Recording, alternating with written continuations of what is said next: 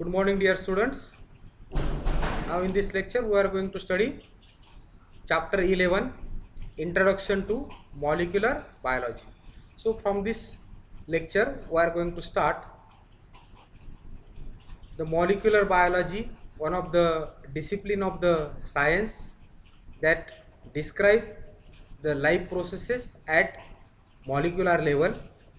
So, in this chapter, we are going to study the history of the molecular biology, definition of molecular biology, central dogma of molecular biology, and the characteristics of genetic material. So one by one we are going to study all these points included in the chapter 11, Introduction to Molecular Biology. The term molecular biology was first proposed by William Astbury in 1945.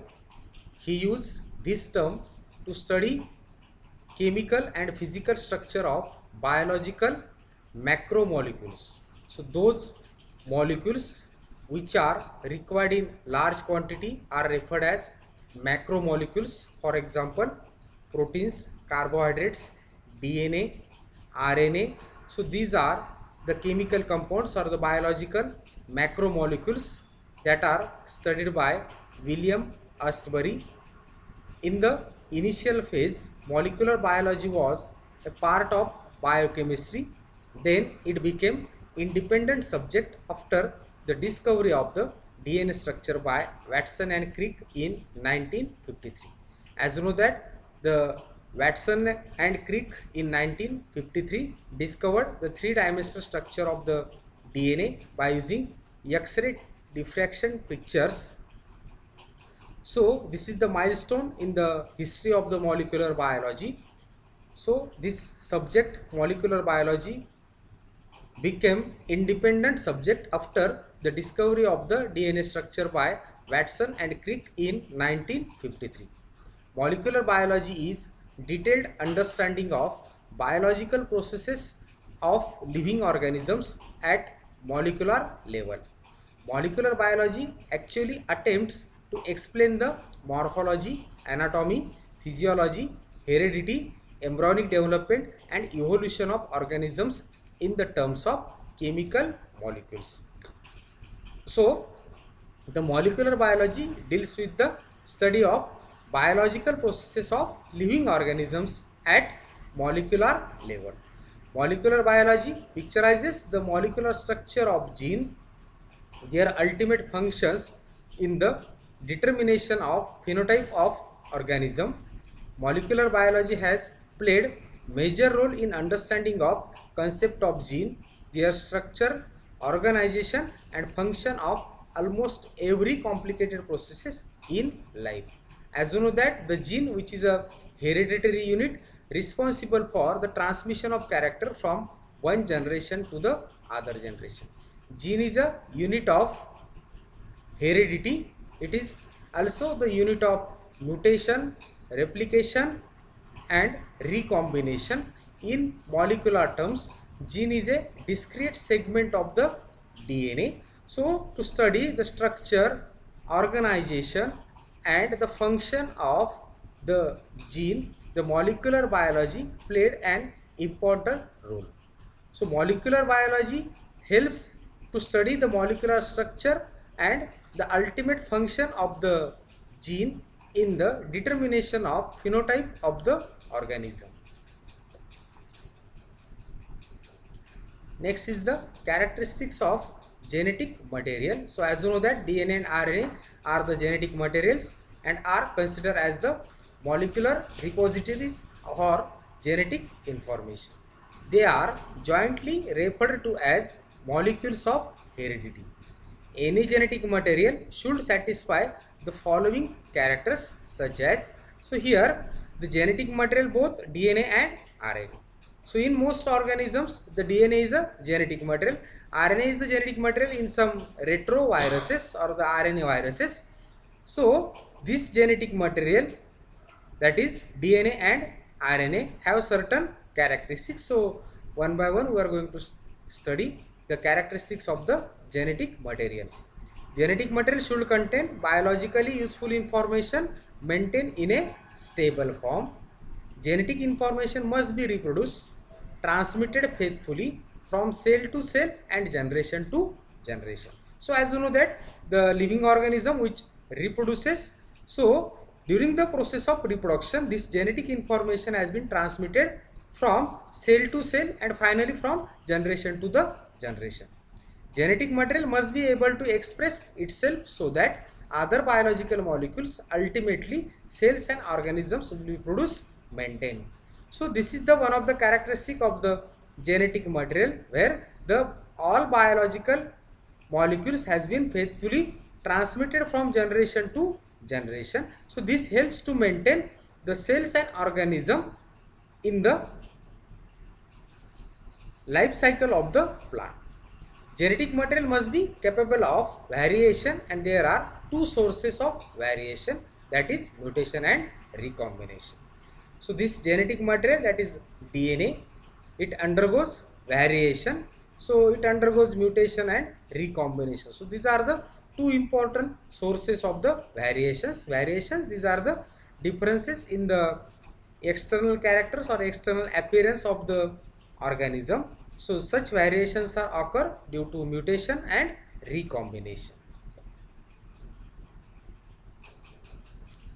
Molecular biology is a new science which has concern with the biochemistry, cell biology and genetics. So here we are going to discuss the scope of molecular biology. So molecular biology concern with the study of biological process of the organism at molecular level. So basically it has been concerned with the biochemistry, cell biology and genetics. The ultimate aim of study of this subject is to define life in molecular term. Molecular biology denotes the study of nucleic acid structure and function.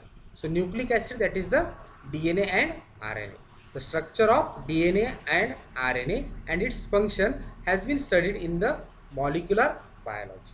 This subject is concerned with the study of life in molecular term.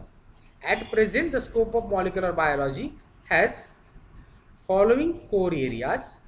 First one is it helps to understand fundamental concepts of biology at a greater depth. Molecular biology understands us details of metabolic processes and their importance in living structure. Molecular biology has started genetic engineering, which has endless benefits to the humankind. So as you know that the various crop varieties that has been produced by using genetic engineering, for example BT cotton, BT brinjal, golden rice. So these varieties has been produced by using the technique of genetic engineering. So genetic engineering has been started from the molecular biology and has endless benefits to the mankind. Molecular biology helps to understand the detailed metabolic processes and their importance in the living structure. It has strengthened biotechnology from all different views because of the development of variety of biological tools. So various molecular biological tools such as restriction endonuclease, DNA ligases, replication of the DNA, insertion of the replicated or the recombinant DNA into the suitable host organisms. So these are the various molecular biological tools that has strengthened the biotechnology to produce various resistance crop varieties. Molecular biology has extensive impact on medicine, agriculture and environmental management. This has initiated several recombinant medicines, recombinant plant varieties and tailored organisms for environmental management. So this is the one of the scope of molecular biology in medicine, agriculture and environmental management. So various recombinant medicines, recombinant plant varieties. These are the crop varieties, and the specifically manipulated organisms has been produced for environmental management. Molecular biology has helped in better understanding of flow of genetic information from DNA to RNA and then to proteins. So it is called as central dogma of molecular biology. So this flow of genetic information from DNA to protein via RNA, it is called as the central dogma of molecular biology. So this is all about the scope of molecular biology. Next point is the central dogma of molecular biology. The most broader concept of gene function is called as the central dogma of molecular biology. So this central dogma of molecular biology describes how the gene function in the plant. So one can say that the hereditary information has been transmitted from one generation to the other generation, and that information is governed by the gene.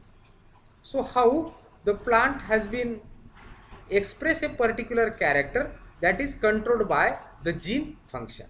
So this concept of the gene function has been elaborated by using the central dogma of molecular biology.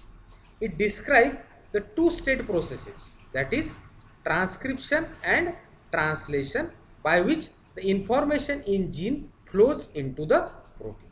So central dogma, it is the flow of information from DNA to the protein via RNA. So RNA has been formed in between DNA and protein.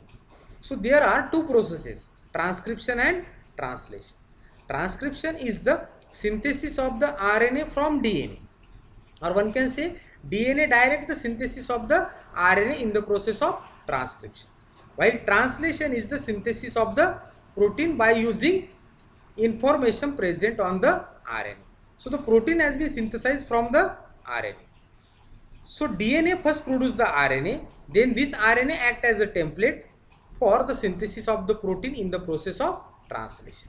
So these two processes, that is transcription and the translation, are responsible for the flow of genetic information into the proteins. The central dogma of molecular biology is an explanation of the flow of genetic information within biological system. It was first stated by Francis Crick in 1957 that DNA makes RNA and RNA makes the protein.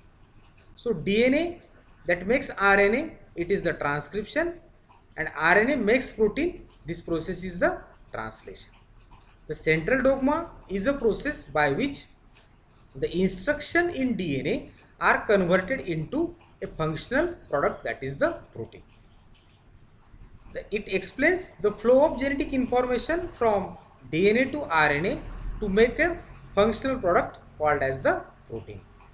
This term dogma also suggests that DNA contains the information needed to make all our proteins, and that RNA is a messenger which carries this information to the ribosomes. So synthesis of the protein takes place on the ribosomes.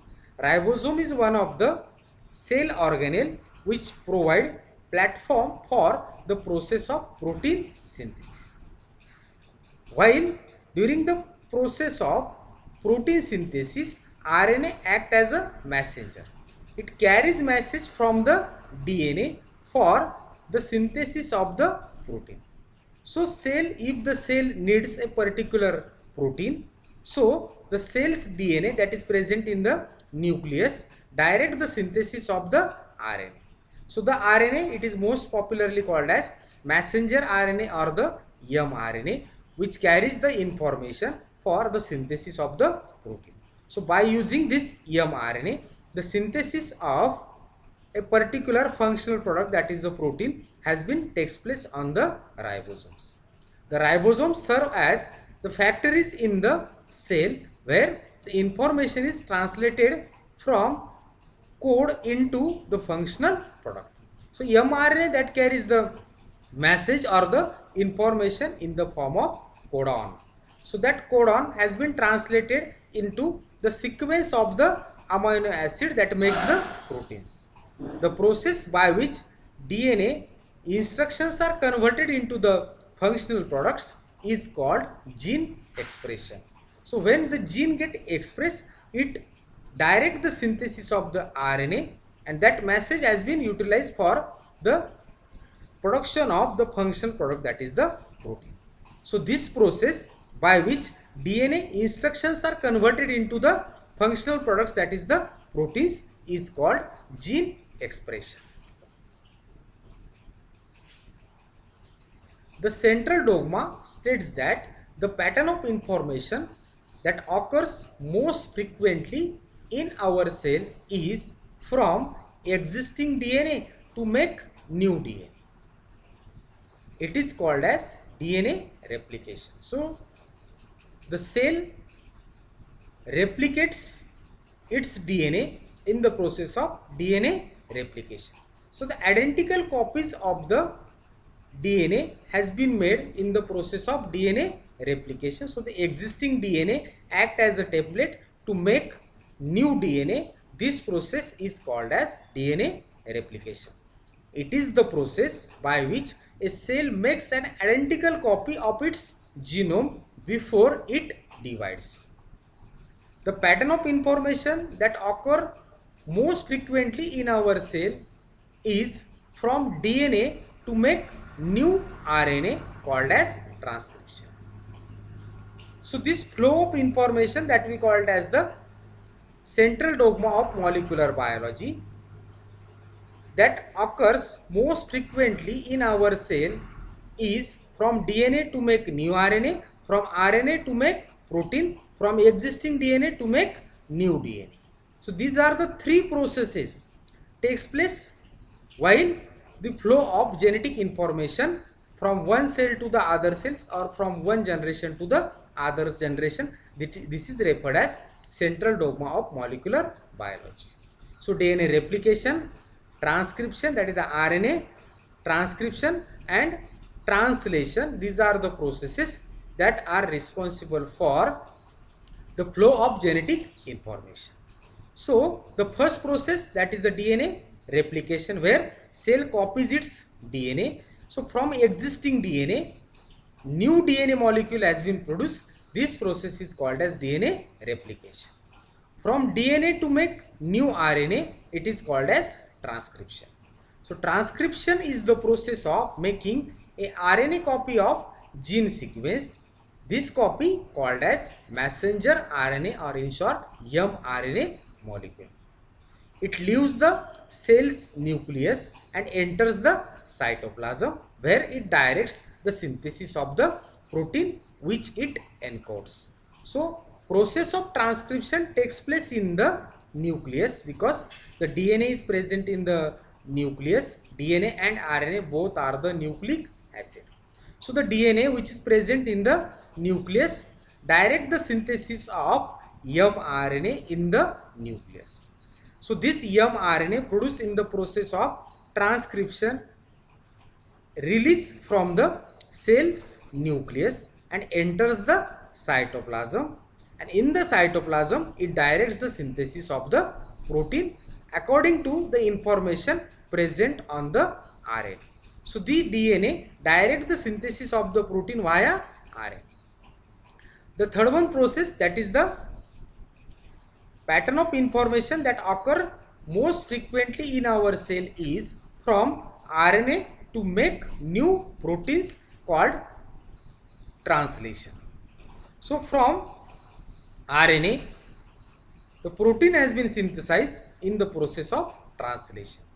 So translation is the process of translating the sequence of messenger RNA molecule to a sequence of amino acid during protein synthesis. So as you know that the proteins are made up of the amino acids.